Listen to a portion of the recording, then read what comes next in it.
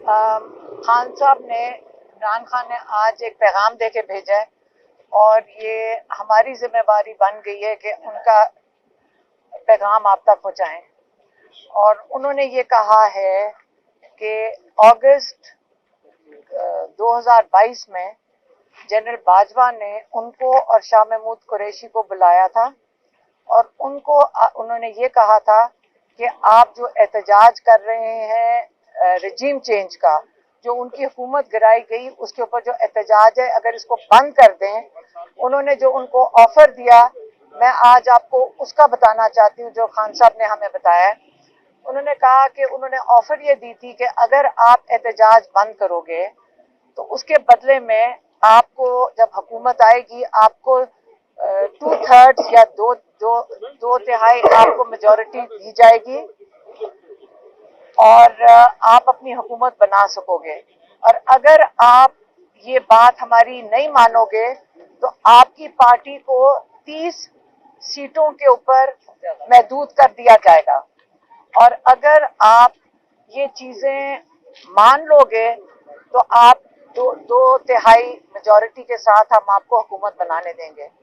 उसके जवाब में खान साहब कहते हैं, मैं ये बताना चाहता हूँ कि हमारे माँ बाप एक गुलाम मुल्क में पैदा हुए थे।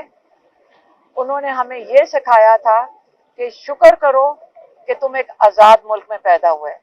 उन्होंने कहा कि मैं मानता हूँ ला इलाहा इल्लल्लाह में, और सवाए अल्लाह के मैं किसी के आगे झुकने को तैयार नहीं हूँ। और मैंने उनकी इस वजह से, ना मैं किसी की गुलामी, एक आजाद मुल्क में पैदा होने की वजह से मैं किसी की गुलामी कबूल करने से मैं बिल्कुल इनकारी हूँ।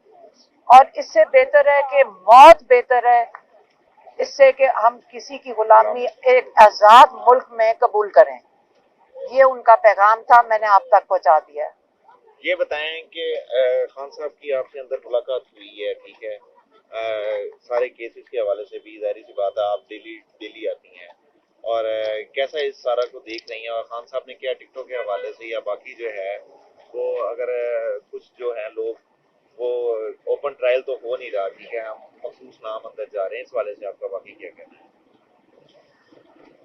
देखिए, रोज एक केस हो रहा होता है खान साहब का ओपन ट्रायल में। मेरे ख्याल अब 3-4 सहाफियों को तो इजाजत मिलती है आने की अंदर, और हम उम्मीद करते हैं कि वो सहाफी आके अपने बाकी सहाफी भाइयों को उनका पैगाम जो होता है वो दे देते होंगे।